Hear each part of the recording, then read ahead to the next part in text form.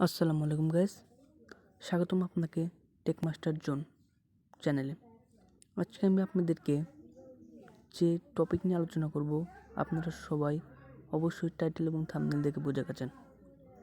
আজকে আমি আপনাদেরকে বলবো কীভাবে আপনারা আপনাদের মোবাইল দিয়ে যে কোনো page, Facebook page, Facebook group অথবা যে কোনো ফাইল লংভাবে স্ক্রিনশট দিয়ে দিবেন।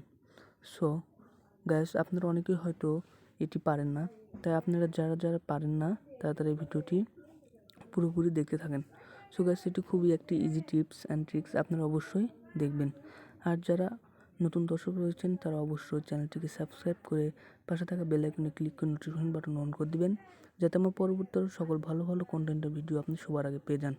সো গাইস, এখন কথা না বলে ভিডিওটি শুরু করতে যাচ্ছি, তাই আপনারা মনোযোগ দিয়ে ভিডিওটি দেখেন। সো গাইস, আমাদের প্রথমে যা করতে হবে তা হলো আমরা যে ফাইলটি স্ক্রিনশট মারতে চাচ্ছি, লং স্ক্রিনশট, সে ফাইলটিতে চলে যাবো। সো গাইস, আমি এমনি ফেসবুকে চলে গেলাম। চলে আসার পরে সো গাইস, আমি এই পেজটি লং স্ক্রিনশট মারবো। তার জন্য যা করতে হবে, আপনাদের সবার মোবাইলেই এক এক রকমভাবে স্ক্রিনশট মারা যায়। সো গাইস, আমারটাতে যেভাবে স্ক্রিনশট মারা হয় আমি সেটি মারলাম। পাওয়ার বাটন প্লাস ভলিউম মাইনাসে ক্লিক করে ধরে থাকবো। সো গাইস, তখন এরকম একটা অপশন আমরা লং স্ক্রিনশটে ক্লিক করে দেওয়ার পরে আমরা স্ক্রল করতে থাকবো।